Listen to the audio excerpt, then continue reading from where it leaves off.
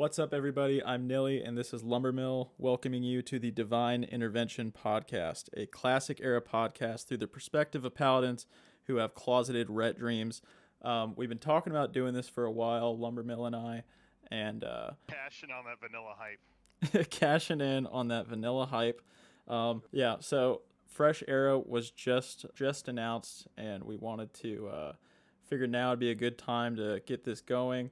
This was originally going to be about the life of a paladin, really, but since the life of the paladin is about to change, we figured we would bring up a few of the topics that everyone seemed to be talking about, and that is the new era servers. So the first things first, who we are. I'm Nilly. This is my YouTube channel. How about you, Lumber? Yeah, my name is Lumbermill. I've been playing this game since, I think, was it 2005 or 2006? I think the second half of, maybe the first half of the year the game was released. I started off playing on a friend's account, and one of the things I watched him do was play on a Paladin. He was like a level 31 Paladin. I was just amazed at how it couldn't die. Yeah.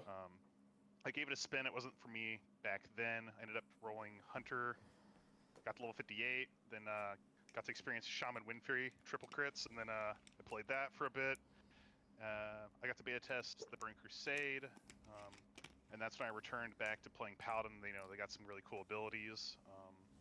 Years passed, I finally got to play again on private servers, and that's when I discovered a guy named Drakova. He introduced me to Ret Reckoning and Holy Reckoning, and on the private servers, I fell in love with Holy Reckoning.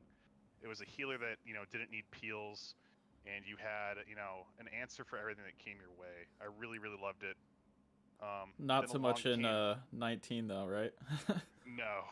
In 2019, Holy Reckoning, in my opinion, it sucks. I know there are people out there that still really like it. I think you think it's still viable, but I think it's garbage. I ended up having to go Ret eventually. It's not fun not being able to kill people, and the damage just isn't there in ARAM for Holy Rec. So if you see me in a battleground killing people, not healing you, it's not my fault. It's don't hate not the player, hate the game. It's not in the spec. Yeah, because Ret Reckoning is absolutely dog shit heals, and if you're healing people, then you're not killing people, and that's why we build that way. So you go in about 4 heals. Paladin's not gonna hearing you say that Ret Reckoning isn't viable, because that's his whole deal. Or Holy Reckoning. Yeah, we've talked about this before. I really like Paladin, but he's just such a numbers guy. I don't think he has real world application of what he's saying. Some of his videos are so autistically in depth, where he's Shadow Priest versus Paladin, and then he goes through every little consume they will use and you will use. I think those videos have a lot of truth to them, but when he busts out a spreadsheet and starts talking about coefficients and that kind of stuff, I think he doesn't know what he's talking about. It's not good. Yeah, I think it's the math.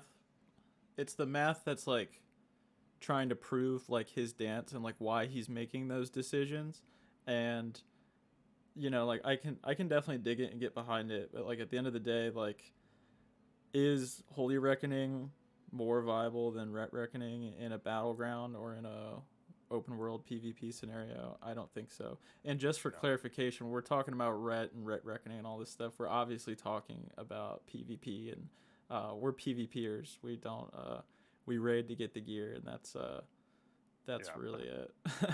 But born to Ret, forced to Holy. Yeah, that's why we got the 0 Holy Paladin, 0 Holy talent tree pulled up there, because most likely we're not taking any of it. But anyway, the fresh announcement, I wanted to talk about why this is such a big deal, because we've been playing a long time together now, and it seems 2 years ago when I made my first YouTube video, Classic Era was it was the first time where everyone was paying attention to it, and people will tell you that it had a life when TBC came out, but I mean, I logged on, I missed vanilla, I logged on and I tried to get into it, and it's when TBC was going on, it seemed if you weren't in phase 7, then you were progging still, and as someone who just moved on from Nax into TBC, I did not really want to do that again. But over the past 2 years, classic era servers, like as more people got involved, there's this really fascinating and really quick way to get gear very quickly, and it's GDKP. And if you swipe a credit card, you can get the gear very quickly. And if you're unwilling to do that, it's almost impossible to. Well, it's weird because like there's I hate to say it, but like don't think I'm like pro GDKP, but I honestly think it's like the best loot distribution in 100%. For the player. Yeah. But for like the community at large, though, I think it's really toxic. And like I've like to go into that, the game like once gold is tied directly to your progression as a character, like the game becomes completely about the gold you're making. So it doesn't matter, like you don't need to be a part of a community, you don't need to have like any kind of loyalties, any kind of ties, like you don't have to build anything. All you need to find is 39 other people that want your gold, and that's really it. And you end up with like these weird like player ran services where you have people that will just play the game for you. They'll boost your character, they'll get your world buffs, they'll teleport you all around the world. You know, like everything is just this ready-made. It's like it feels like you're going to Disneyland and jumping in like, you know, Splash Mountain. Like you're just sitting in a little cart and going down the rails. It's really gross. Well, yeah. I mean, I think the player-made services, when it's not directly tied to GDKP, it's, you know, like when the server isn't 100% GDKP, and Dwarflord will tell you that it's not. But I mean, like, I've been trying to raid all summer, and it's like, you know, you can either go back to progging Nax, which is fine if you want to do that, or, you know, like wiping over and over and over again on a server where everything's expensive, or you can go ahead. We were in that guild for a hot minute where I think they were progging Nax for like 8 months straight, and most of the guilds, to Dwarflord's credit, there are guilds on that server that don't do GDKP, but almost all of them are like struggling to clear like Nax. That content has been out for 5 years now. Yeah. Like, and if you talk to those people, they'll tell you they're enjoying it, and it's because, you know, some of them are experiencing it for the first time, and like of course they're enjoying it. But it's so like but the majority of players who want to play vanilla, I think, you know, because there's like what 7,000 people playing on Era. There's a hell of a lot more people than that want to play vanilla WoW. So for the majority of people, I think it's safe to say that they don't want to. It's so hard for them to get back into it because they want, you know, they might be logging in on tier 3. Oh, you know? And there was a problem with one of our guys who play with Major where he quit during AQ and he came back and he can't get into the GDKPs because he doesn't have gold. Yeah, and so, you know, there was a point in time. Yeah. Buddy? He's like, well, I've got 2,000 gold. Well, you know, kick bricks. You know, get out of here. There was a point in time where I had like 35K, and it's like the most amount of money I've ever had in vanilla WoW. You know, like if you'd say that in 2019, it'd be like, what a whale, you bought that. But, you know, that's just like progging, or not progging, that's just like raiding Nax. I mean, at the time, this was like a year ago on Era. So, you know, like right after SOD had come out, everyone had so much fucking stockpiles of money.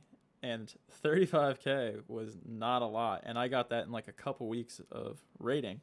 But what happens is you get to the point where like you're raiding with these people, you're not spending money because you're trying to get enough, and they kick you because you're not spending money, but like you don't even have enough to buy anything. So that's the dilemma we're talking about. And I think a lot of people don't want to do that anymore. And that's why this fresh server is such a big deal, because it gives a ton of people the opportunity to play on an even playing field. And there's, I mean, you can ask anybody who's a WoW enjoyer. For sure it's banned GDKP. Yeah, absolutely. Yeah. If they didn't ban GDKP, I promise you within like a couple lockouts, there would probably be MC GDKPs popping up left and right, and then the game would be back to, you know, who swipes the most. Yeah. I've done enough GDKPs. Like, I don't think I've met a single person in any GDKP I've ever ran where like I haven't made any friends. You know, I don't have any long-lasting connections with any of these people. Like, there's no value to the people I'm running with. They're just a source of gear and gold. Like, that's it. And that's not what vanilla's about. It's about, you know, a community, you know, finding your place within a world and, you know, progressing your character with those people and going through the trials and tribulations of the game. Yeah, And because I don't think that's possible in Era anymore. yeah, I mean it's possible if like you buy your way into it, but Well, even then, like I just don't like maybe I don't know, man. Like yeah, I feel like it's such a like if in that kind of scenario where you have like those GDKP like mafias, like maybe, but like yeah, even then, I don't think those guys are doing it out of like love of the game or like yeah. friendship or loyalty. I think it's just a part-time job for them. And it's definitely not the type of friendship that like you and I and like the entire guild that we're about to re-roll with, all people have been playing for over 2 Years. years together. Yeah, like people have met on Era, people have met on TBC even, and like people have met and who we've met through Yeah, just I playing the met. game like the way it's originally intended to play. So like we're not GDKP haters. It's just like we're just not GDKP enjoyers, and I think a lot I of think on a. people Yeah. would agree with that. I was gonna say like on a fully progressed server like Era, GDK's he's probably fine, but like Mm-hmm. I don't know. Like in 2019, like GDKP and my server on Benediction didn't get popular until about phase 5, and then even then it was still kind of like a thing that you could do. It wasn't like the main mode of getting gear. It Mm-hmm. was mostly a thing for alts, and like I think it. I don't know. It's fine. It's in a weird limbo where I don't think GDKP would be nearly. I don't know. It's kind of hard to say because it wasn't as popular before, but I think that's because everyone was entrenched in their own little communities, and Mm-hmm. without GDKP, you really can't afford alts. Um, Yeah. I feel like you probably cut all this shit out because I feel like I'm undermining what I'm saying here, but Yeah. No, that's all right. it's just my big problem with GDKP really, honestly, is it's not a problem of buying gear or gold or even buying gold to buy gear. It's just like this game is supposed to be about the people you play it with, because like the PVE content is very simple. You, for the most part, you hit one button until the thing dies. It's a target dummy fight where sometimes you don't stand and fire. That's like 90% of the game, and so Yeah. It's it's programmed a to pretty lose. yeah, it's a pretty boring game in that sense. So like you play it for the people you're with, Mm-hmm. and you don't build those kind of friendships and communities in a service industry. Like right, you Yeah. need to be like going through the trenches together. Like everyone needs to be having a bad time. Starving Yeah. for loot and Yeah. grinding consumes together. And I think we talk about, in a similar vein, we talk about this all the time, and I've certainly talked about it in YouTube videos where like it is the struggle that makes the game. And Yeah, like we talk absolutely. about how AQ is the vanilla killer because all of a sudden there is a raid where like all of the gear is tokenized, everything that your class is missing, here, Yeah, take it. It's free. Just do it every week and you're going to replace everything you're wearing almost. yeah, Maybe not if you're a holy paladin, but you're going to get a lot of gear in there. And uh, when you give someone everything they need, they no longer need anything. They no longer want anything, and that's why you always see AQ, die out. People say that yeah. AQ is Like the for a lot WoW of people, they killer. need that. For a lot of people, they need that carrot on a stick to keep going. Mm-hmm. Like they have to have some sort of incentive to keep playing. Yeah. It's one thing to like just log on to play with the boys, but once every single person in the raid group has finally gotten that last item they need, like you start looking for other games to play, and that's when people drift apart and you stop talking. Mm-hmm. It's unfortunate. Yeah. But yeah, to go off what you're saying, like AQ40 is like the worst raid because of, like the way the loot's itemized, the way it drops. It's Yeah. that raid really is a one-stop shop. Like you could take any character to AQ40, um, and pretty much just slap AQ40 gear on it, and it will come out a monster. That's not true of any other raid up until then. Like you have Yeah. to there's little puzzle pieces you have to connect, and those Yeah. puzzle pieces are hidden in every single piece of content, be it dungeon, rep grinds, Mm-hmm. professions, Yeah. raids. Up until Um, AQ40, everything matters. And that's not to say that AQ40 comes out and you're never going to go in Molten Core again, but you certainly could. Like you certainly could they'll stop want you doing to. the You're right. dungeons and stuff. Yeah. Yeah, your Yeah. guild will expect you to, because Yeah. somebody's gonna want to build that last Thunder Fury. Every now and then you're going to take somebody's alt through BRD to get their Hodge or their farm their Yeah, SGC, but like for the most part, like it becomes raid loggy. Well, some classes even want like their tier 2.5.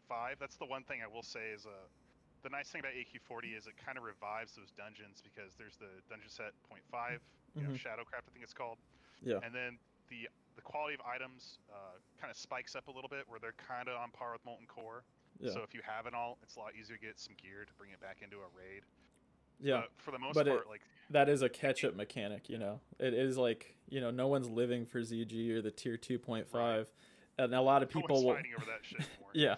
And people, yeah, at that point in the game, and people often will do that quest chain just to get the boss summons because those bosses do have unique loot tables and loot that's very good for not only progressing characters but even like end game stuff. So all the way between phase 1 and 4, the game is very wide in the terms of like the content you can run to progress your character. And you know, once phase 5 comes out, it's like a funnel. Like you're just doing AQ40 until Nax comes, and then you're just doing Nax until, you know, TBC. Yeah, and I think the game goes to die. We've talked about like our classic wish list, which we should definitely you know, do a video for. But our classic plus wish list, I mean, AQ40, take out the tokens. Yeah. If you take out the tokens immediately, not only do you need rep to I mean, I don't know how it would work with rep, but like maybe you just can't put it on until you have the rep or whatever. But like, make the gear hard to get, and then the game doesn't die. You know, if it's easy to get, the game dies. I like the way Nax does it because it's you know, you have it's like expensive as fuck. Yeah, but you got to go play by yourself to go get that stuff. Like, yeah. So it pushes people back out into the open world and playing the game. Yeah. But with AQ40, you know, you get your token, which any 3 people might want. So you know, unlike in Molten Core where a piece of Druid loot drops and it goes straight to DE. Excuse me. Yeah. Now you've got a token and you get to decide which one of these 3 players are going to get it. And then the thing to turn the token into gear also drops inside the raid, and more often than not, you have a surplus on those items. That is, unless you have like an abundance of warriors, which you probably will, and they'll be fighting over those things. Yeah. But like that's another good example of why GDKP on a progressive fresh server is a harmful thing to the game, because if everyone is like hoarding money and like raiding just to get other people's money, and you have this abundance of money, all of a sudden a tier 3 token drops and you get it and you can just immediately put it on because you're just like, okay, I'm just not going to buy anything. I'm not going to buy anything for a couple weeks and I'll just wear tier 3. So it, you know, kind of, it takes the struggle out of the game there as well. So at least on a progression server. And also another point I think to drive home the GDKP thing, this server is only going to last a year. And what's more than likely going to happen, this isn't official, but Blizzard is not going to miss out an opportunity to charge people. When this server ends, you're going to be given the opportunity, more than likely, the same way we did in TBC, to clone your character onto Era. They haven't said that officially, but like, I think the writing's on the wall. Like, yeah. There's no way they're going to lose that opportunity. Like $25 a person or whatever they charged back in the day. They lowered it to 15, and I think eventually lowered it to 5, and I still didn't do it. And I kind of kicked myself for not doing it. But I was about to say, I think the majority of people who didn't do it have like learned their lesson now, and they offer that again. I guarantee you they're going to sign up for it. Yeah, easy cash grab. I think it's safe to say they will do it. But my point being, Era's not going anywhere, and GDKP isn't going anywhere. Let the people who are mad about the no GDKP, let the people play without it. It's 1 year. You know, we can all do 1 year without GDKP, and it is a more enjoyable experience for progressing through the raids. Yeah. I have made friends, like, I think I'll probably be gaming with for the rest of my life, you know. Yeah. Through just progging through Molten Core and BWL with, you know, the same 40 people week in and week out. Yeah. I can't say the same about GDKP. I mean, to be fair, I have only been doing GDKP for like a year. Yeah. But I mean, like, I haven't met a single soul that I have any, you know, wish to continue gaming with. Yeah. I will say maybe Dwarf Lord, you know, the hero of Azeroth. He's a streamer that makes WoW era content. Yeah. He's shout a out pretty Dwarf sweet Lord. guy. Yeah. Shout out the Dwarf Lord. He's a very sweet guy. I used to fucking go into his comments on his YouTube videos and fight him because I hated GDKP so much, and he was very staunchly supporting it. But Yeah, I think he's just one of those people who really loves the game and doesn't want it to die. So yeah, and also Dwarf Lord is coming from the perspective of someone who's been playing Era the whole time. So he's like yes, he's not in the same camp as well, the majority of people who Era, left to play yeah, TBC. So he's been he's playing never. Era and adjacent. I don't think he's ever done prog. I don't think he's ever Mm-hmm. got to experience, leveling from 1 to 60 with everybody else and Mm-hmm. garbage gear, and then like going into Molten Core with like half the raid being like level 58, 59, and you have to backtrack and send people to go get douses. Like I don't think he's ever had to do that. So Yeah, I yeah, mean, because like, you can't just walk. The first time you walk into yep, Molten Core, it's a rep farm. You're not there yep, to kill Ragnaros. yeah, you might have like 5 or 6 guys who have douses, and you gotta send people back to go get that stuff. Yeah, And it, I mean, it's a chore, but it's like yeah, uh, it's this it's the trauma bonding that really like sells it. Like you yeah. just got to be there, man. Yeah, and I think there's a plenty of Era players who haven't gotten to experience it, and I know we're friends with a couple who haven't gotten to experience it, and it Excited is, for him. yeah, I'm excited for them, and if you're out there and you're reluctant to give Fresh a shot because you have so much going on in your Era character, it's not going anywhere. Experience No, Fresh, experience what it's like to prog through it, play without the credit card. It'll be there. It'll be there in a year. Yeah. if you think we're wrong, just mail us your gold. Yeah. We'll But take it. yeah. Because Anyway, I mean, I'll always come back and play Era, but 100%. I I really don't want have to my experience mom. Fresh again. I don't have my Yeah, mom. So yeah. I mean that's what I was talking about. That's what I talk about in all my videos. Like and I've heard Dwarf Lord say this too. He just has unfinished business. Like even someone like Dwarf Lord who has he has multiple characters with Multiple multiple moms, and he still has multiple Thunder unfinished. Furies Yeah, multiple on Thunder multiple. Furies. Yeah. He still has unfinished business And in anti-edge Era. too. Yeah. So I mean, yeah. So as for what happens to Era, the population might dwindle for a little bit. But give it 5 months, AQ is gonna come out, and people are gonna hop back on, for Yep. sure, for sure. Yeah, I really think that is one concern I have, but I don't know though, because like it's only gonna last a year, and the AQ40 fall off is real. Like once those gates open, the player population starts to take a nosedive because you're just doing AQ40 at that point, and Hmm. and more often than not, your guild leader's like whipping you back into Molten Core to finish off like the last Thunderfear or two that your guild has that just never got completed, or maybe you're given you're being tasked out to go do BWL for like that last DFT or the last rejuve gem. Like at that point, people, they've had enough. They've had their fill.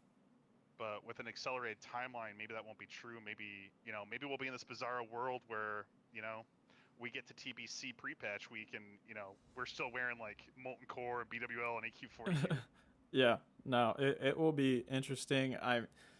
Uh, so like, do you like the accelerated timeline? Personally, I think it's way too fast. I I understand they're trying to prog it onto TBC, and a lot of people out there are probably only going to be playing this, or there's at I'm least a camp that's only playing it for TBC.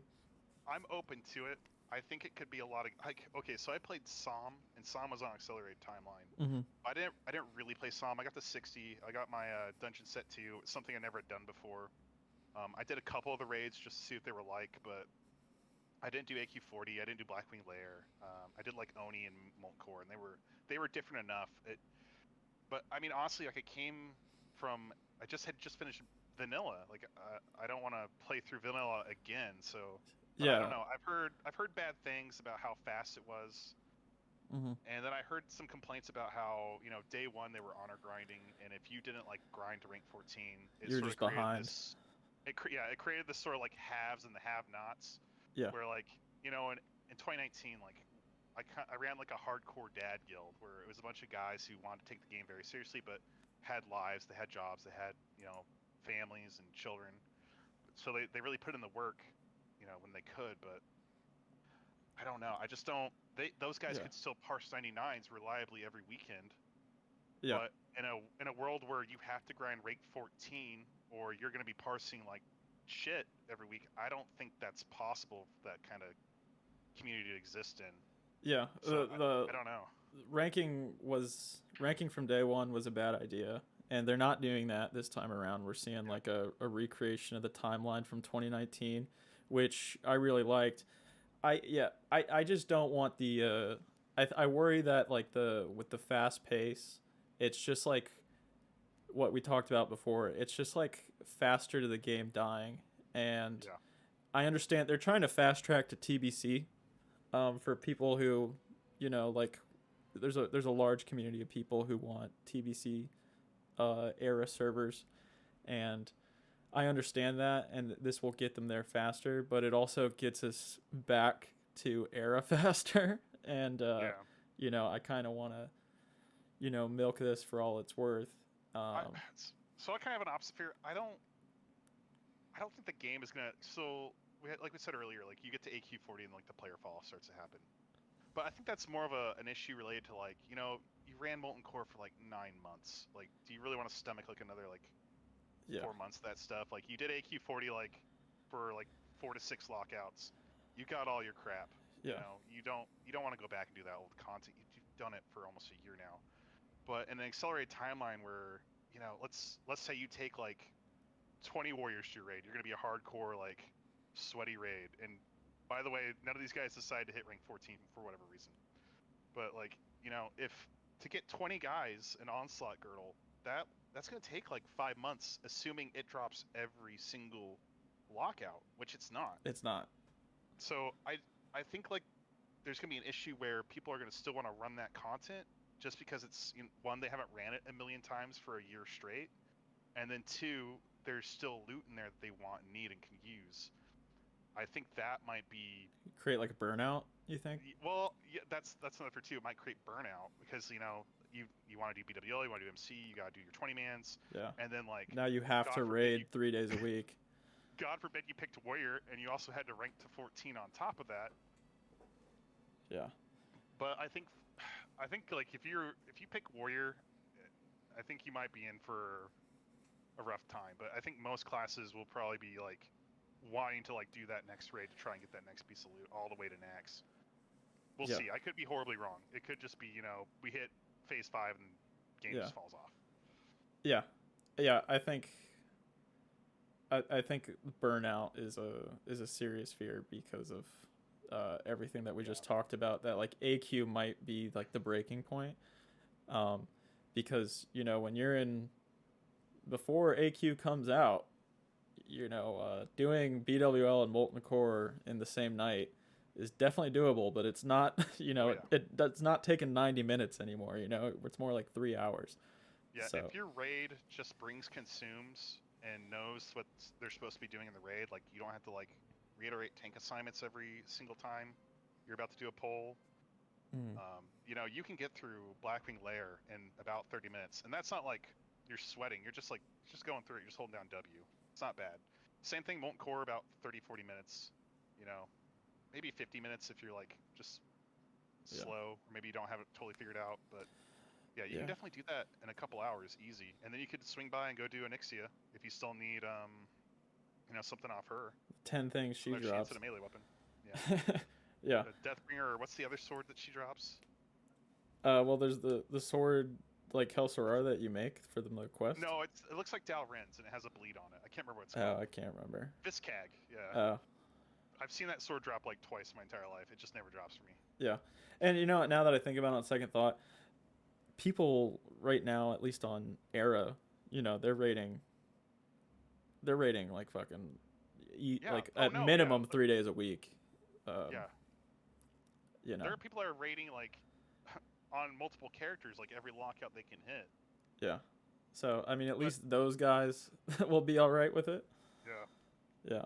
So I don't know. I'm anxious to see. I mean, we're just talking to fill the dead air, but I'm anxious to see what another happens. topic. Okay. I want to talk about this. You're talking about the streamers. You said there's like drama with them going. Oh yeah. On the hardcore server. Yeah. So only Fangs. If you guys haven't heard, if you haven't been following it, the only reason I'm really following it is because I was kind of hyped that they were doing this, because the fresh servers, right? So there's like the hardcore fresh servers, and then there's the PvP and PvE fresh servers. And I was excited that all these streamers were going to be doing this hardcore thing, because all of their spurgs, when they inevitably die and they're like, fuck that, I'm not re-rolling just to I mean, like not spurgs. That's a derogatory term, but I mean most of them are spurgs. But like the cool people, as my hope, Remember to like and subscribe. the cool people. I hope my hope was that they would, when they die, they're like, I'm not gonna fucking re-roll on this server just to not get a raid spot in the streamer guild. I'm just gonna play on the fresh, regular servers like the fresh PvP server. And I was hoping that we would kind of like, get some of their proximity hype, I guess. But now, because of the progression timeline, because Molten Core, I mean, I don't think they're too worried about Molten Core, but because BWL isn't going to come out until 4 months after the drop, in streamer terms, that's like marrying the game and you're never going to play anything else ever again. And I think a lot of those guys are like people who play other games primarily. Like I don't really follow most of them, but like they're not hardcore WoW players, at least not anymore, and they're like doing this just for the content that hardcore creates. And so the progression server doesn't work for them, and they're thinking about, I think they've completely confirmed that they're not going to play on the fresh hardcore server. They're just going to play on the existing ones that came I out think that's a year with ago. there only being one server for each type. I think that's like the greatest thing to ever happen. Like for Really? real, I couldn't imagine being on a server with every single person in Only Fangs, all of their their simps and fans and crazy people. And then like another Yeah. thing too that like I know there's a lot of people that like don't really care about streamers, but they will go to the streamer server out of fear that that's where the people are, and if I don't go there, then I'm not gonna have people to groups with. The game That will was like die. Faralina in 2019, and I think Yeah, that server, it happened like, to Crusader Strike with Sod, where yeah, half the population was people who wanted to be with their streamers, and the other half was people who were like afraid the game would die if they didn't go there.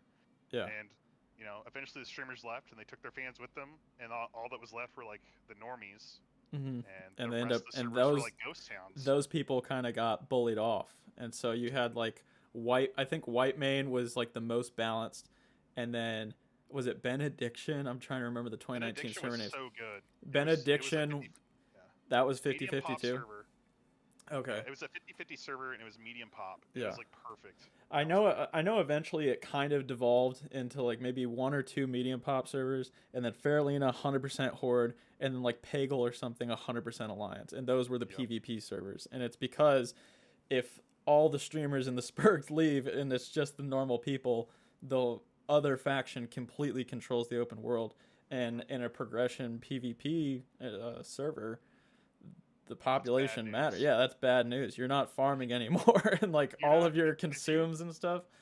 if you pick the wrong faction, you don't get to do the AQ40 event. Yeah. Like it's Next thing you bad. know, yeah. Next thing you know, the bots in whatever country they're at, they're like, "Oh, we're farming for the wrong team." They just start rolling on their opposite faction characters and just feeding the people who control the server even more. And it's sad that we have to worry about who the bots are feeding, but that's kind of the game when you with an economy, the way the WoW works.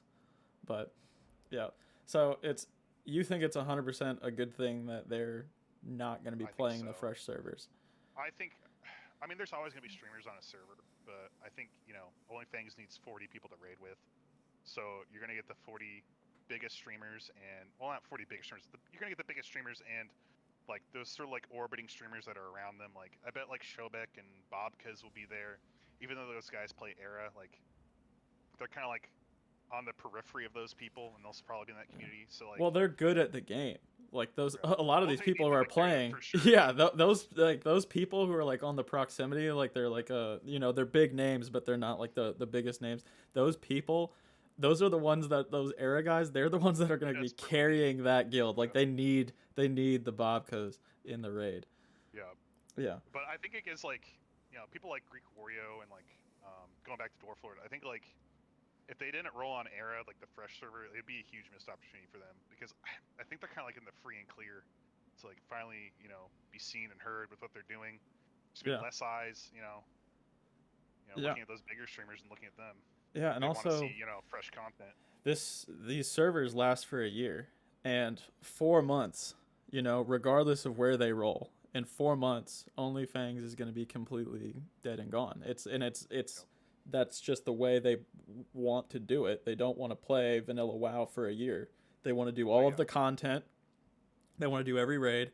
They want to get all the death clips, all the funny moments. They want to do.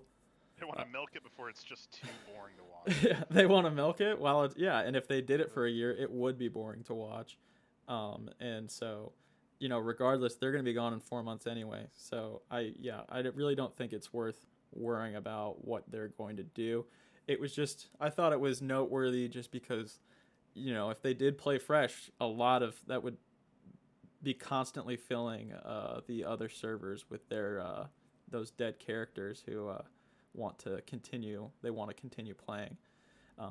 We even see it now, like when hardcore came out, official hardcore servers came out, all the time in raids on Whitemane, people would mention like, yeah, I just died in hardcore and now I'm rolling with you guys. Like we'd pick people up in our guild all the time from people who had died in hardcore. And I thought that was a really cool thing, that you had somewhere to go with that character. And it kept breathing life into Era. the Whitemane server. Yeah, Era. into It just Whitemane. kept breathing it into it, Mm-hmm. which is good. Especially great if you run a GDKP because it's like fresh meat to exploit. But... fresh meat, but they don't have any money because they're broke from playing hardcore. Or gear, Yeah, they don't have any money or gear, so I will say the hardcore people seem to like. So I'll say this: like when I first started watching hardcore videos, it's it's always the people dying. So I was like, man, these hardcore players just are retarded. But then after having met some of them like in the era, they're not bad. Like they know what's going on. They know how to play the game. Yeah. Definitely. I mean, especially like from a PvE side, they're pretty good at not dying if they're level 60, and I think most of the raids are really easy. Just don't do any of the things that make you or other people die, Don't really spread out. Spread out, stack, don't stand here. That's 90% of the raid mechanics. So you're already better than most of the players. Yeah, like you coming off of hardcore, you're probably pretty solid. But like 2 years ago when that went, or like whenever that came out, whenever hardcore came out, I think it was like last August or something, so a little over a year ago. I don't think Era was nearly in the state that it's in post SOD. I think, like there was GDKPs and everything, but like you didn't have to do them. We didn't do them. And then it's like coming back from SOD, it was like, oh, this is kind of all that's left. And people say that's not all that's left. And it's like, well, it's really... It's the most viable option. It's the most viable option, yeah. It's a great way to get gear, especially on a server that hasn't had a content release in 4 years. It is the best way to get gear. So it's the most viable option is really what the argument is. Well, in that Skyline guild we were in, like, I was an officer in that guild. And one of the problems, like, perhaps the biggest problem we had was like recruitment. Like, sure, you could fill the raid full of like people who barely spoke any English, but like the player skill is just so abysmal because I mean the players who like are serious about the game, of course they want to do the best way to get loot, which is GDKP. Yeah. So we ended up with like this what do they call it, brain drain, where we'd only recruit people who had no clue how to play the game, or just total airheads. They just didn't know what was going on, or they'd show up like completely bare naked, like they just hit 60, and they want us to gear them out so that way they can later sneak off and do GDKPs and G quit in the middle of the night. Yeah. Another like common problem was you'd get like these super geared characters. They'd come in, they had like everything in the game, and then they'd like demand like, hey, I need like this one thing that I can't afford in the GDKP, and you just know like the minute you give that guy something, like he's off, he's done. Yeah.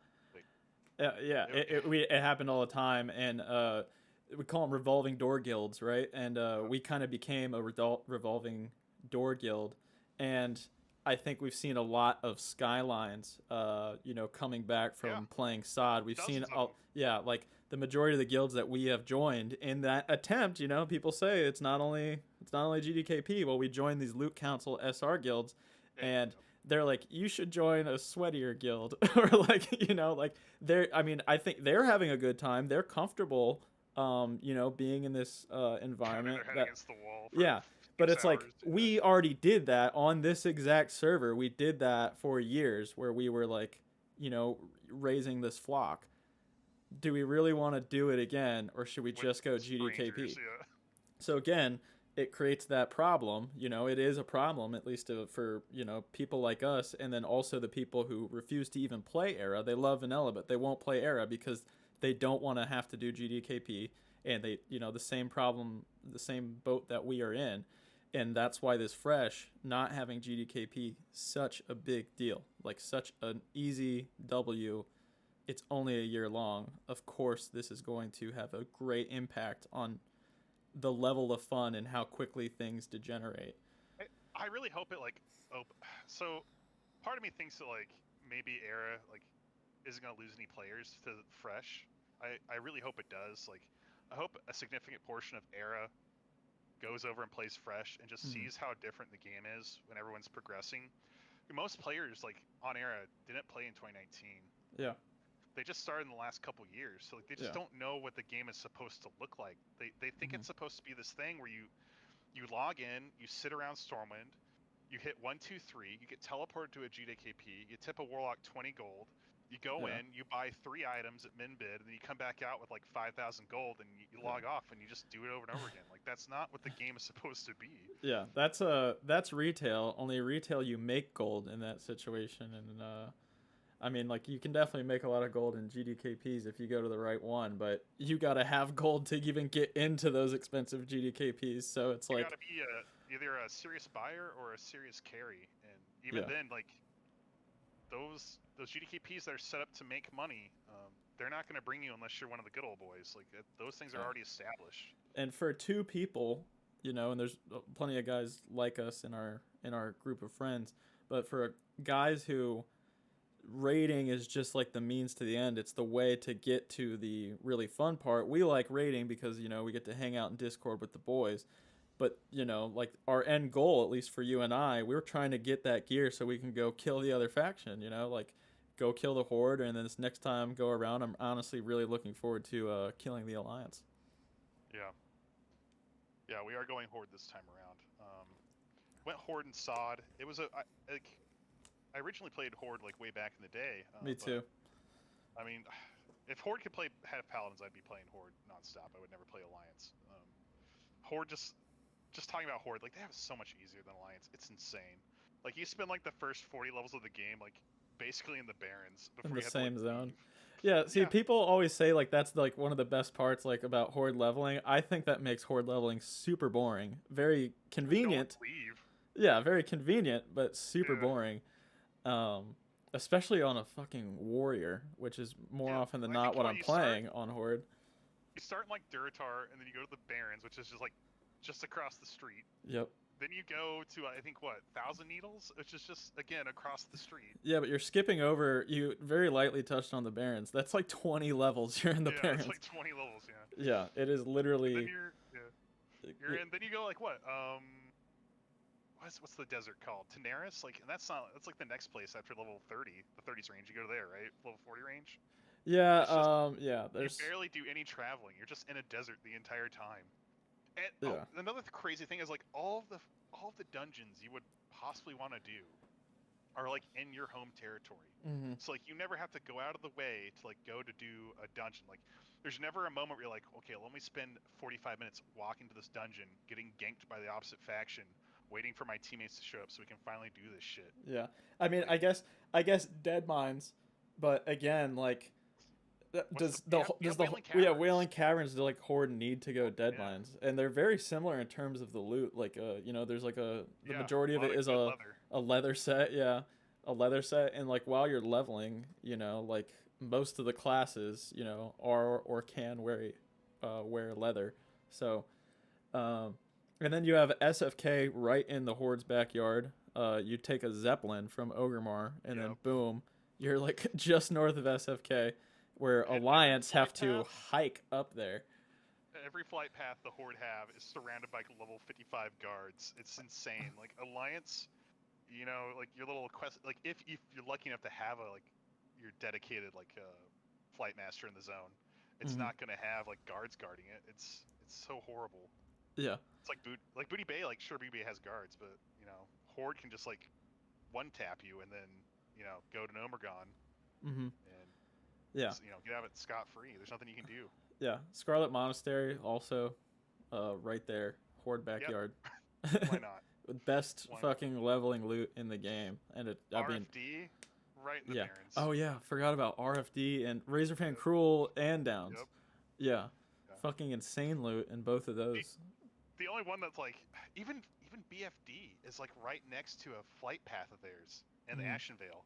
Like even though it's contested territory and they don't own it, like Yeah, they're on you the are beach. right next to it. Yeah. Yeah, you You just could just fly over there land casually and and press walk up to it. W. Yep. Yeah.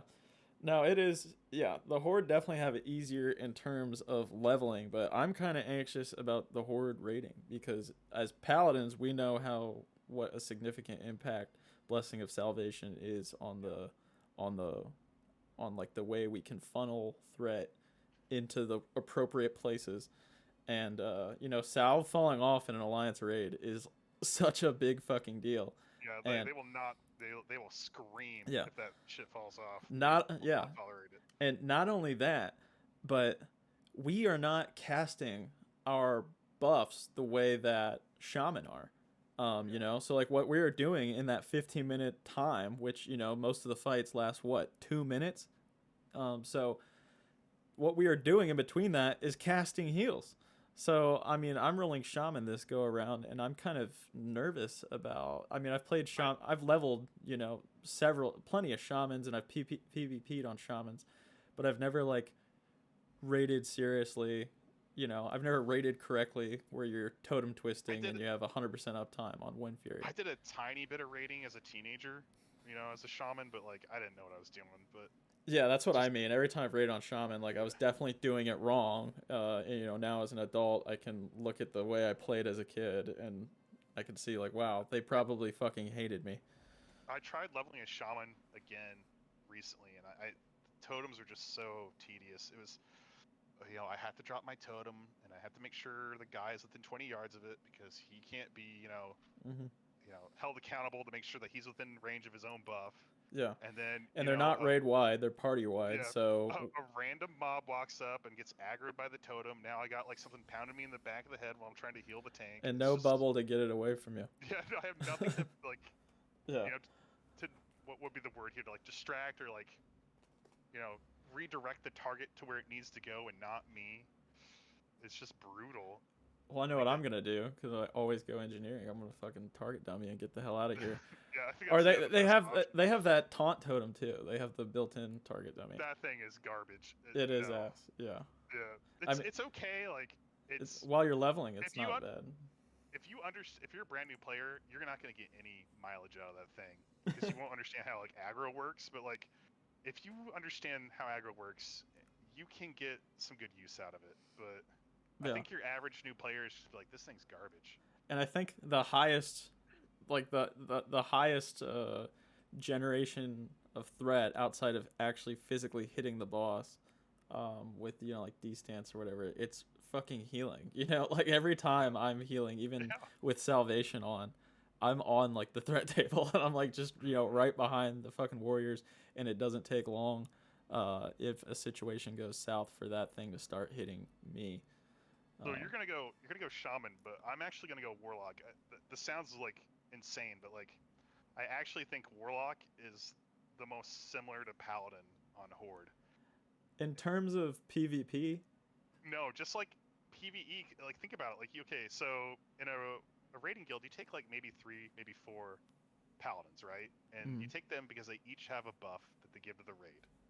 And then for the most part, they're hitting like rank 4 flashlight or rank 6, depending on what their gear is. They're hitting one button over and over again until they're told to like, no, you have to cleanse, and then it's right back to healing.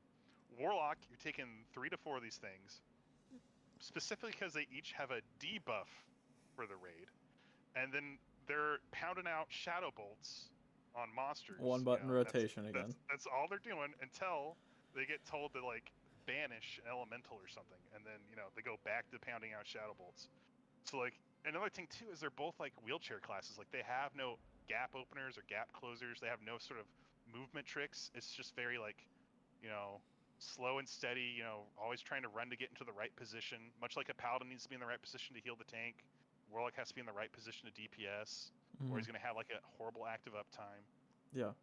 So like in that sense, I think they're gonna. It's very similar, and I'll probably be more than capable to do it.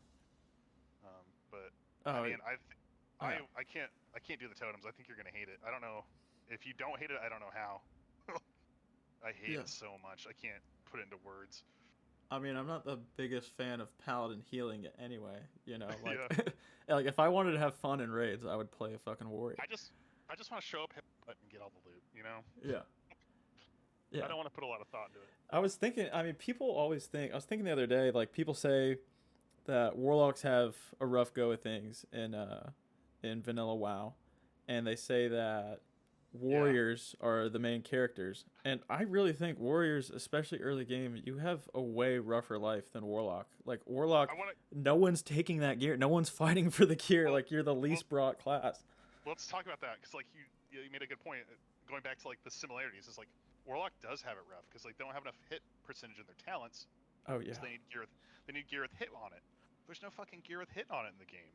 Like not until like ZG, like so they're always like hit starved until the game is like halfway over.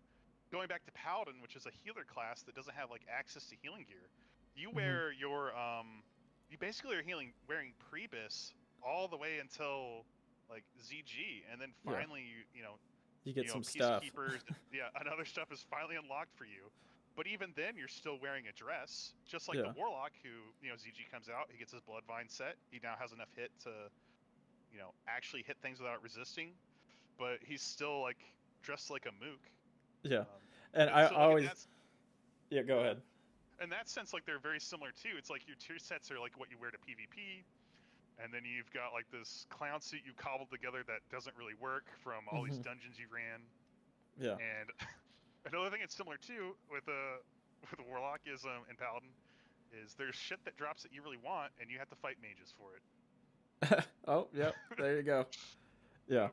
I think I always like to meme on Paladins who raid in tier 2. You see them all the time, and it's just like I don't know why it pisses me off so much, but unironically in a fresh, I mean on Era that's ridiculous because ZG exists and everything in ZG is better for healing than tier 2.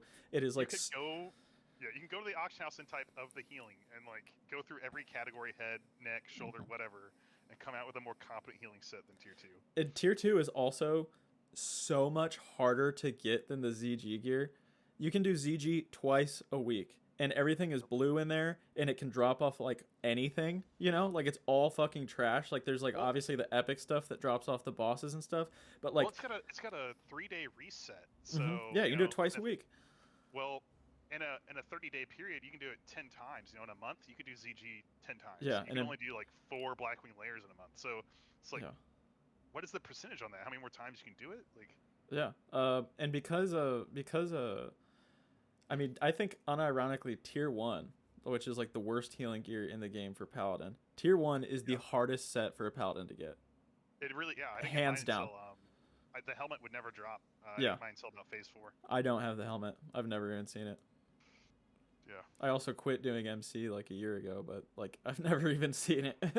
on the private servers, the tier 1, that bonus was like good on Lotheb, so Paladins actually wanted it. Like they would go back and raid Molten Core for that set, but that didn't prove to be the case in Era because we got a lot of the stuff wrong in the private servers, like the scaling.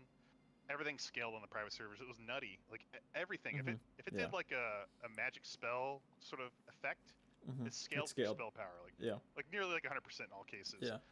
All the weapons, all the consumables, like the proc chance consumables, shadow oil and stuff. And that's why holy not 100%, but you add it all together and you're doing a fuckload more damage, if you use every consume. And that's why Holy Reckoning was an absolute fucking melter, and like spell power paladins were 100% like a thing.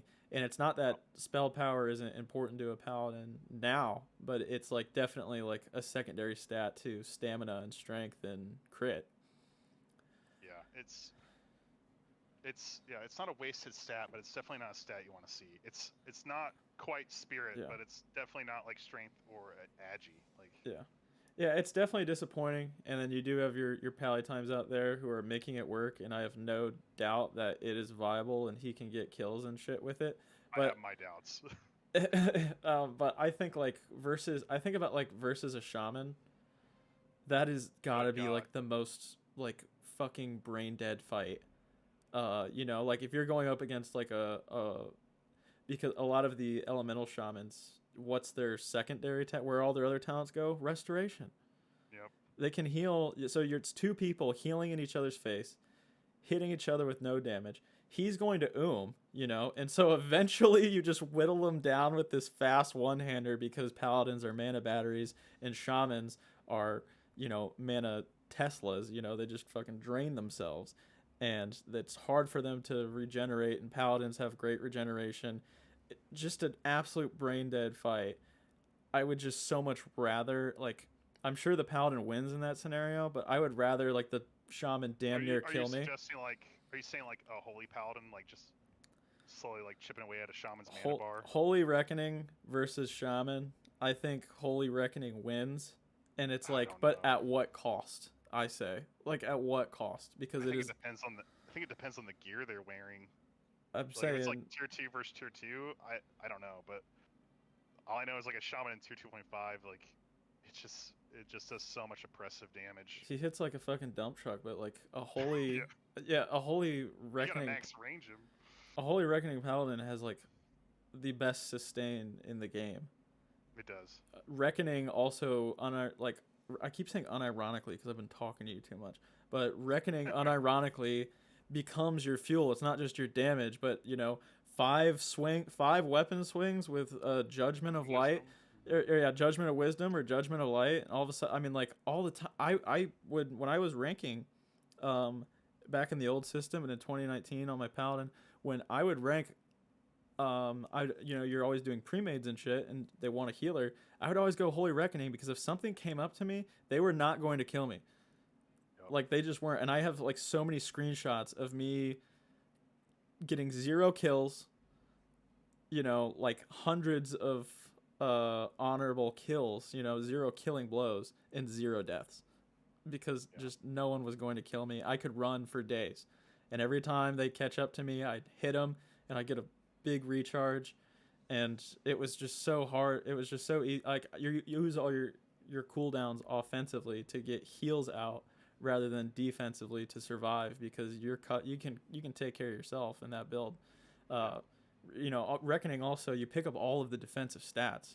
Like you have a toughness, and you have a shield specialization and readout. Like you're wearing plate gear. Like you're fucking tough to kill. Well, another thing I think Holy Reckoning is like just super gear dependent too. Not that any kind of build that uses Reckoning is going to require some serious gear. Like you just can't stick on like tier 1 and I don't know, like an Obsidian Edge blade and expect that to work. It's just not. But in a release cycle, it's going to be 12 months long. I don't know, like for the aspiring paladins out there, I don't know if they're going to have enough time to like get what they all need. That crap together. Yeah, I think that once again, like the Warriors, like if you want to play a Reckoning build, like you better get into AV and start grinding Honor. Otherwise, I don't think you're going to make it. Yeah, and the gear rewards from ranking are good for Reckoning and Holy Reckoning. A lot of spell power. That healing mace is no joke. Yeah, the healing mace is on par with AQ almost. It's like the ranking gear is just like slightly shittier gear than AQ 40, at least for paladins. It's just slightly shittier. Yeah. I'm waiting for my wife to get the dog. Hang on, let me help her. You're good.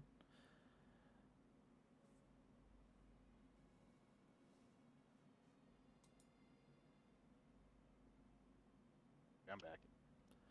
Where were we at? We're talking about air. Yeah, we're talking about dead air. So I got a new topic we can talk about if we've nailed down on the paladin stuff for the time being. I feel like we're all over the place with everything. It's just the most schizophrenic podcast. Dude, I mean, people listen to fucking Joe Rogan drag his knuckles across Neil deGrasse Tyson's face for fucking half an hour, 3 hours. I mean, they can handle 2 guys who've never done this before talk for an hour. But the other thing, LFG tool from Wrath Classic is going to be in these fresh servers. How do you feel about that? I'm sorry. Could you repeat that again? The LFG tool from Wrath Classic Oh, is so going to be in this. I don't want an LFG tool. Okay, let me rephrase that. I don't know what to call it retail. Like I log on to retail to collect transmogs in the hope that someday the game isn't shit and I might want to play it again and I might want to look cool while I do it. But what I've seen in there is like they have a sort of like bulletin board thing where Mm-hmm. you can just like write what your group is and what you want to do and like what Yeah. you're about. And like that's what I want in classic. I don't That's want to look we for have group that. tool. That's like, well, the screenshot I saw, it looked like looking for group where you click a button and it shoves you in a group with 5 people. And that I do not want. No, it's closer to the bulletin board thing. From Okay. from the way I remember it, so you can just click on it and join a group. It's not a bulletin board. It's like instead of spamming, right? You just post your Yeah. group and then I people don't want can join spam. it.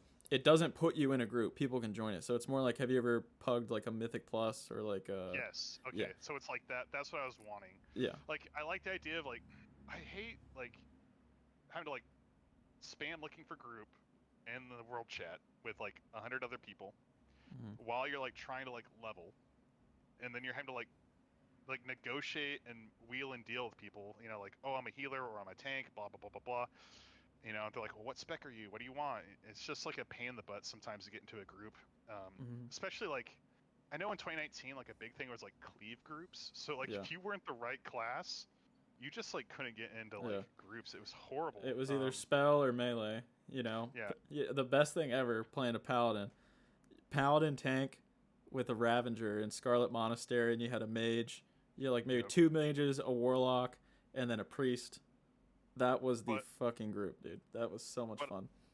but I think if you're not like the Ravager Chad, like if you can at least like throw up a persistent like flag that says, "Hey, I want to find a group who wants to do this."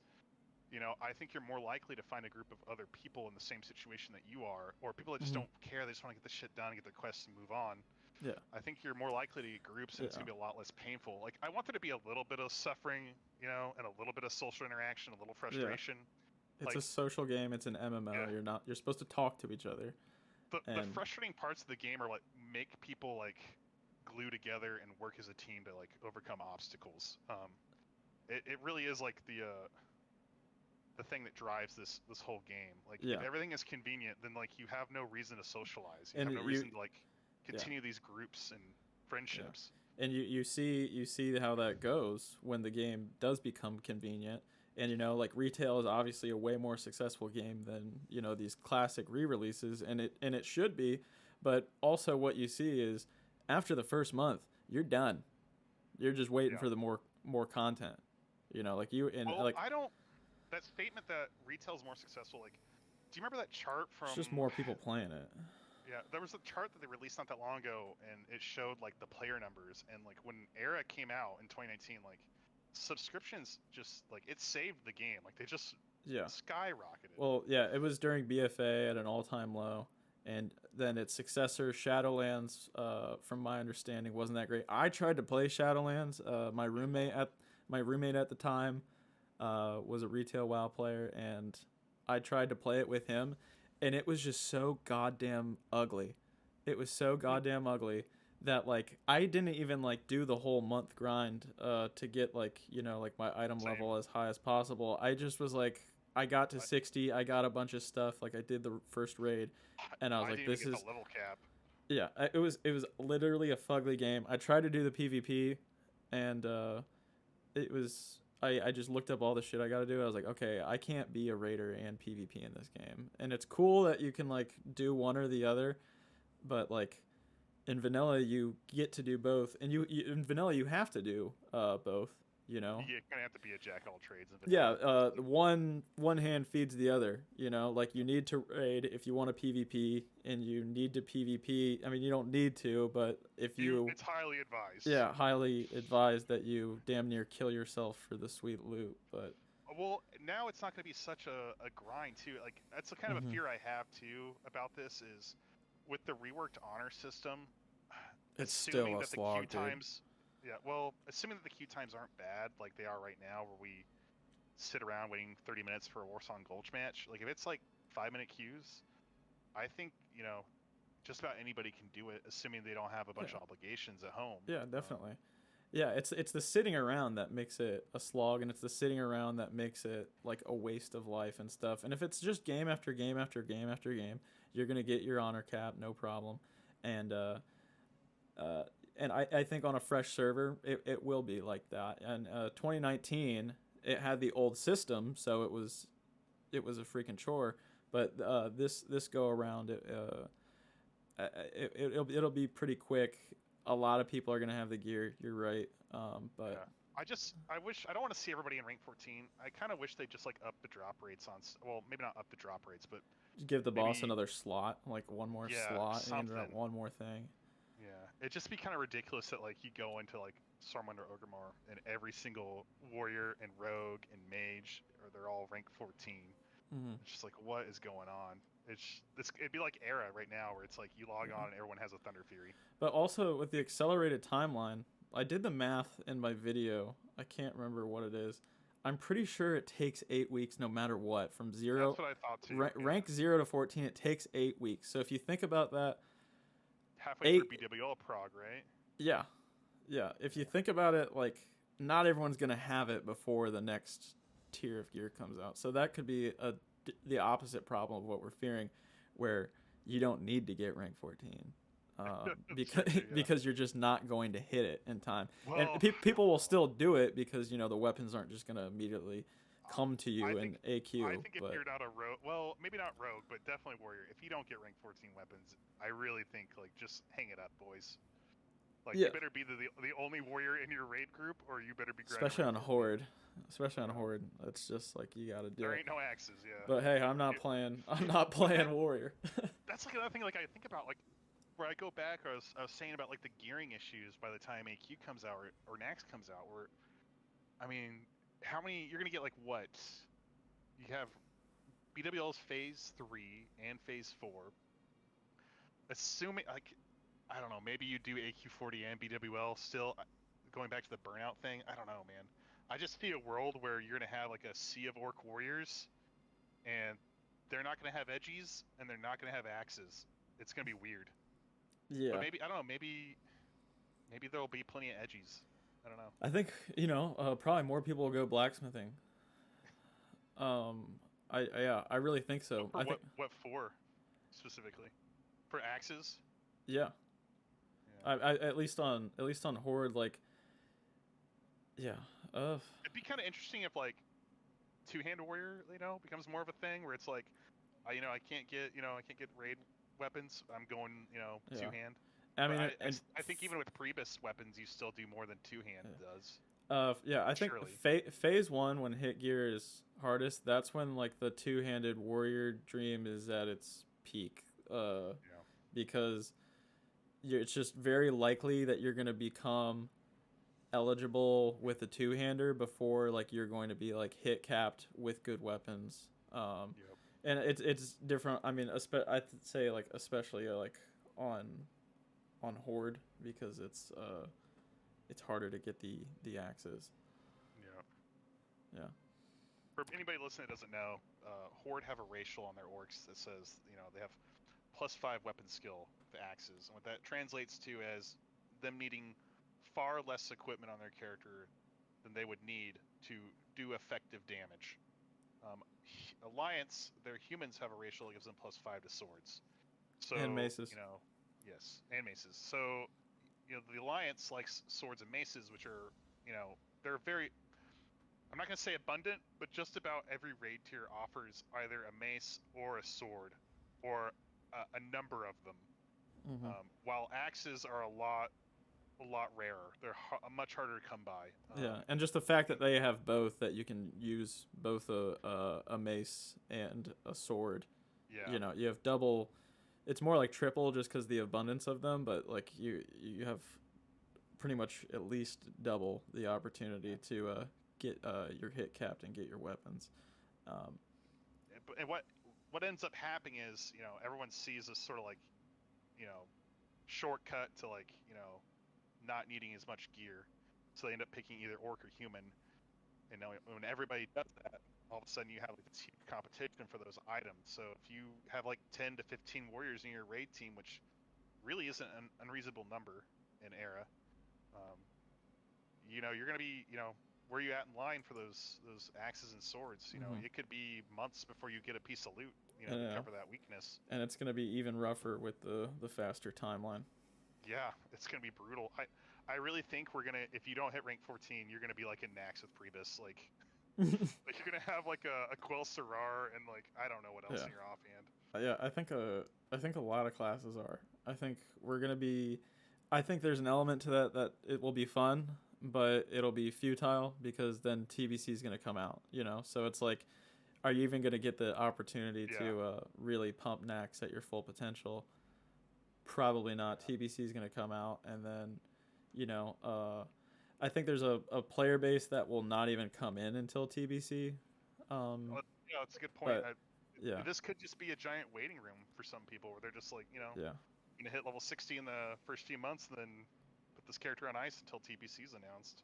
Yeah, and there'll be even more people who might not even play until then when the faster leveling comes out, and then there'll be people who leave when TBC comes out. So what's Yeah, going to happen to these servers? Are they going to deposit into Era, or they will just become their own Era server?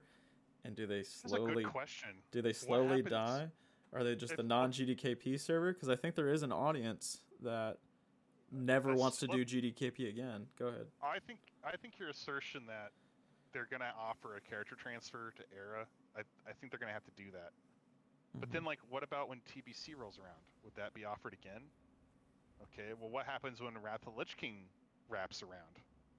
Would that be offered again? What happens like when Wrath is over and we restart? What happens to all these characters? Yeah. Is there going to be a permanent Wrath server or a permanent TBC server? I don't know. Yeah. It's very weird. I think there should be a TBC Era server. I think there's a group. I think there's just as many people who want that as want Era servers. I think there's a lot of people who play Era wishing TBC was coming out, and so like they're gonna play the fresh at least, like what you said, like lock their character in at 60 and wait for pre-patch, and maybe go back to Era. But From I what don't I've know. I'd like to see this server, whatever the server is going to be called, this new PvP server. I'd like to see it stick around when TBC comes around, where it just becomes one of the Era servers, and it's just the non Oh, GDKP I see. Era Yeah, server. The I see what non you're saying. Yeah, Yeah. this server just stays So that forever non yeah, yeah. GDKP, and Maybe that's what they'll do then. Like they'll do it yeah, just like they did in 2019. There's going to be the Era servers, and then you can either move your character to TBC or hmm, you know keep it back in Era. yeah. I think that's the best thing. I think for the longevity of the game. I Um, was thinking they'd like back in the original release, it was just like one day it's Era, the next day it's TBC. There's no going back. yeah, yeah. Well, I think if you cloning means staying. Yeah. Yeah, staying on the non GDKP Era server. And there's a lot of people right now who do not play Era. I mean, you can just go anywhere on the Yeah. internet that's talking about vanilla WoW. There's a lot of people who don't play Era because they couldn't, maybe they tried to get into GDKP scene and they couldn't do it, or they just Oh yeah. outright refuse to play it. And if there was an offering on Era that's a non GDKP server, I think there's always going to be a market for that because it's It's vanilla just WoW. not Era. Yeah. Yeah. I think I could be mistaken, but I think Phase 7 is the GDKP guild. I think their main raid is like Loot Council, and Mm-hmm. I'm pretty sure they recruit from the GDKP and all other things are GDKP. Mm-hmm. It's just when you think about famous guilds from 2019 and the private servers like Apes, I think Grizzly. Um, I'm sure you could name some too, but like those guilds were tight-knit players that have been playing together for years, Mm-hmm. and people wanted desperately to be a part of those communities, and that's not really a thing in Era. Like you don't have that same sort of like cult-like mentality where it's Yeah. like this is us, this is our team. It's very like Yeah. transient where you just kind of come and go in and out of these groups, and Mm-hmm. And raid with them. the guilds that do offer it are small and selective. So, for the majority of people who want to find that, they can't find that on Era. I love them or hate them. I think Wood Department, which I call apes from Timu all the time. I think they're like one of the last groups that are, besides Phase 7, they're like, this is their guild and this is their community, and they're not just bringing in any kind of rando. Like, I like that. We said if they didn't come out with Fresh like a week ago when we were waiting to figure out what was going to happen, and this is honestly like great timing because we were all pretty like burnt on Era. We're like, this is the version of the game I love, but this is not the way I want to play it. And if this doesn't, flip over to something else, if we don't get some kind of announcement from Warcraft Direct, then I think a bunch of us were going to submit our application to what was it? It's not Rock Apes. It's Wood Department. Wood Department. Yeah. I want to be part of a community of people. Of PvPers too. Yeah. World PvPers. I hate when they kill me, but I would love to kill with them. I just want to be like 400 deep with sappers. Just running the mountain. Yeah, I haven't done that in fucking years, man. I swear I haven't done that since probably 2020. Yeah, it's like those like guild on guild rivalries, like those just don't really exist in Era like they did back in the day. Like and it's I really hate I can't stress how much I hate GDKP, what it's done to the game. But I don't know, maybe it's always been inevitable. Maybe even without GDKP, like the game would sort of like mutate into this sort of nebulous community of people kind of floating in and out, doing pug runs. Mm-hmm. But it's hard to tell. Yeah. I mean, from my private server experience, like even when there was like those servers, like they're fully progressed servers, they almost always would immediately release a fresh server. But even then, like there would still be people raiding on those dead ass servers. Like that Scarm Tank guy, he was one of the people raiding on one of the Dead Lights Hope servers. Like they had like a player population of like 50 people at peak hours. It was basically their raid team and whoever was farming. Yeah, and I think I think even if everyone moves on to TBC and these fresh progression servers, if they kind of die out, I wouldn't mind going from. It's going to be a fucking mega server. Like it just is. There's only 3 servers dropping, and one of them, if you die on it, you don't get to play on it anymore. So, I wonder how many layers they're gonna be, because like. I think there was drop's gonna be so AIDS. When we did SOD, I think I saw like 12 layers one time. Yeah. And we were on one of the smaller servers. Yeah. No. I can't remember the name. Was it Wild Growth or something? Yeah. I mean, like all of a sudden, 500,000 people started playing on 4 servers again. Or however many SOD servers there were.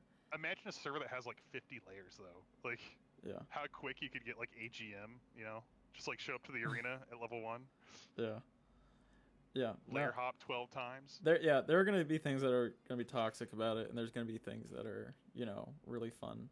And I know in 2019 when we figured out how to layer hop, it was like It was like leveling became accelerated because you could just like kill an entire field of like kobolds or something. Yeah, and then switch. Whispering Guild, like any layer hop, layer 2, and then someone would bring you over to layer 2, and then boom, instantly everything would basically be respawned for you, and you could just kill it all over again, and then you'd layer hop again. Yeah. There was no cooldowns or anything with layering. It was just instantaneous. Another thing about playing on the fresh servers for those hardcore people, if you plan on playing hardcore, think about what happens when all of a sudden the game decides to layer you because you're playing on this mega hardcore server. Everything that you just successfully killed, fighting your way through a cave, all of a sudden they've all respawned and they all want a piece of your ass. I hope you got your Light of Elune because you're going to fucking die. Yeah, that's going to be something else. Yeah. Or just, server instability. With that many people on one server, like, I think it's going to be a nightmare. Yeah.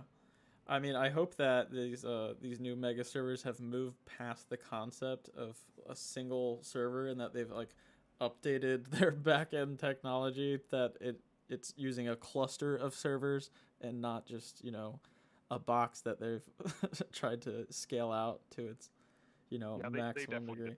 Yeah. And I'm sure it wasn't even like that in 2019, but every now and then they'll say something, and like my my little sysadmin brain starts ticking. I'm like, what the hell are they still? Are they Yeah. still? Why does it still work like that? I just don't.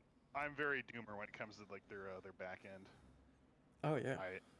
Because I mean, even Era, like, there's like maybe 7,000 people on the server. Yeah. On the, I I don't think was. that's even true. Like, there might be 7,000 people, like 7,000 characters logged, like in raid logs, but Hmm. I mean, even in peak hours, like there can't be that many people, and then still I get lag like crazy when I'm like in Blackrock Mountains sometimes. I don't know. Yeah. Or yeah, even Stormwind. So I just can't imagine. Yeah. I Like, also hope that now there's like some attention coming back to the Era servers, that they fix the goddamn bugs. There are so many goddamn bugs what in. bug in particular are you thinking of? I'm just so used to it. Like I don't even Okay. see it anymore. I'm Um, like nose blind to the bugs. you talk to a vendor, right? And you exit out of the window, and they're like, "Oh wait, I gotta sell this thing," or "Oh wait, I gotta buy like another stack of this."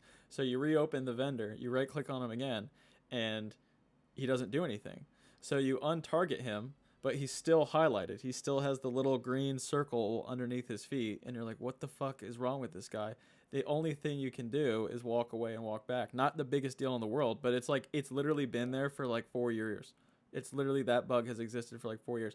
Or the other thing, um, this only really happens if you're doing a fucking GDKP, and we won't be doing that in this new fucking server. But you're all trying to trade the same guy at once, and then eventually it says like it'll pop the trade window open, and Oh it says you're yeah. already trading with him. You're already trading with him, but Yep. there's no trade window, and you I thought can't it was walk so away and come smart. back. You have to Yep. reload. Yep. I thought I was so smart. I was like, I'm gonna make a macro to slash trade Dwarf Lord, and I'm gonna get my no, did not work. You broke it. Yeah, I broke it, and I didn't realize it took me like was like the last person to get paid, and I finally realized what had happened. I was like, Mm. oh, if you mash this macro too many times, you break the game. You got to reload. Yeah, I mean, there's other stuff that isn't as big a deal.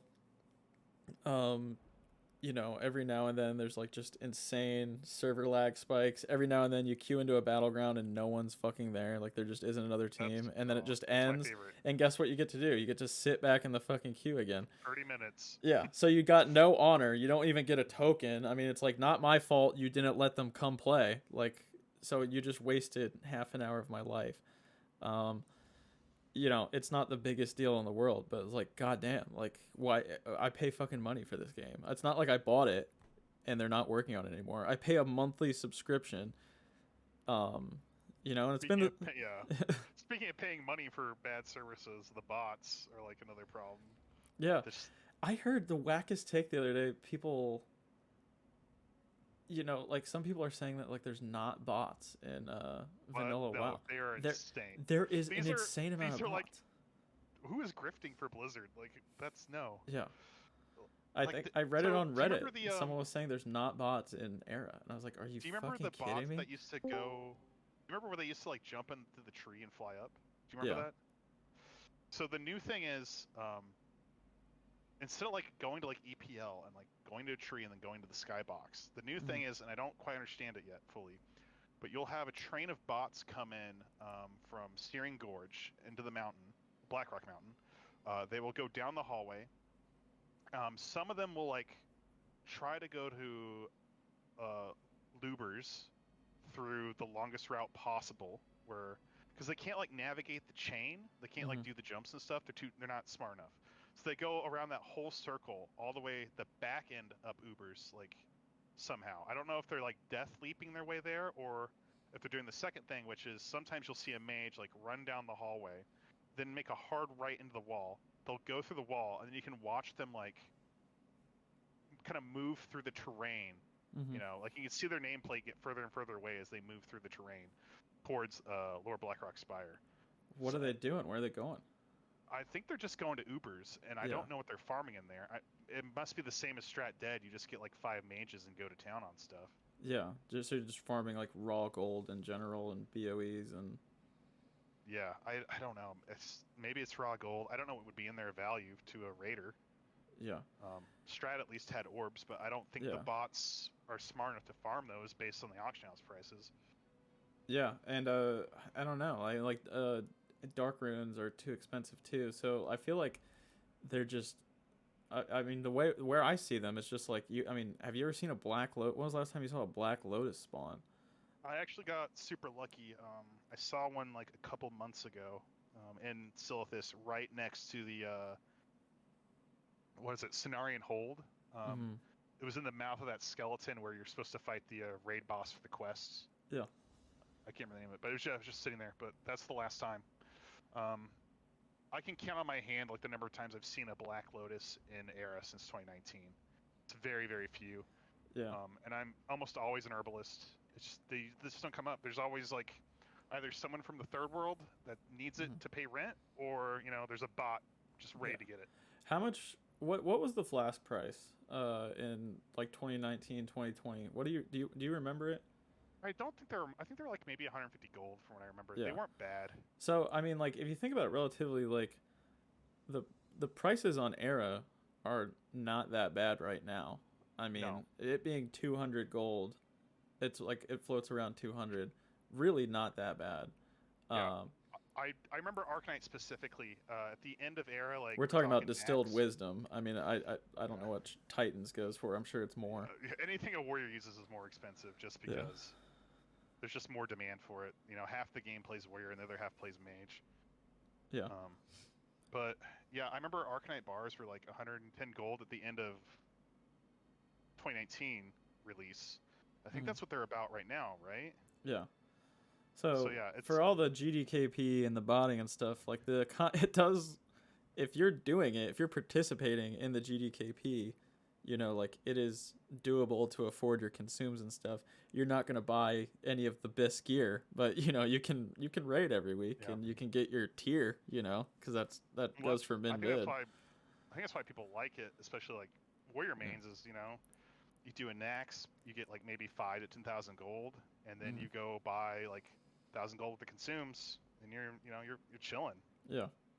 You don't have to go out and spend 10 hours farming Winterfire water and roids and all that other goofy Yeah. stuff. But Yeah, I think it is the best for it's definitely the best for like where the game is at right now, where it hasn't seen a content release in 4 years, yeah, and a lot of people who are playing on it are playing alts, or they're like you will get your tier, you will be fed the tier gear in a yep. GDKP, like you're going But to you're get not it. getting the good stuff. You're not getting those off Yeah, pieces. but yeah, I mean, no, okay, a if you're a fucking healer, yeah, if yeah, you're a healer like a caster DPS, you'll get your like off pieces. But if you play physical DPS, like you better be grinding axe on 6 accounts, buying gold, or running some sort of very lucrative in-game service like summoning networks, mhm, enchanting services, something that players desperately need yep. 24/7 around the clock. And people Otherwise, can you're not. do it, and they do it. Yeah, It's just it's a it's lot work. less fun than just progging through the game and struggling with your Yeah. friends, like that's and Like, yeah. if you play like a no joke, if you play like a warrior and you aren't ready to dump like 250,000 gold into like your weapons, you're just never gonna have the best weapons in the game. It's just not gonna happen. Hmm. Like you're Yeah. not gonna get hungry and cold, and it's just sucks to suck. And then if you have any aspirations of parsing as a warrior, like you can't do that without those weapons. You'll never 99 without that stuff. It's just not gonna happen. It's Hmm. a rough spot to be in. Yeah. Yeah. Well, man, we've been going for an hour and a half. Yeah. I think a little rough start, but I think we did better than I thought we were going Yeah. to. Yeah. I knew that we'd get the ball rolling eventually. So, what's next? I want to do another one of these before Fresh comes out. Um, I I kind of want to.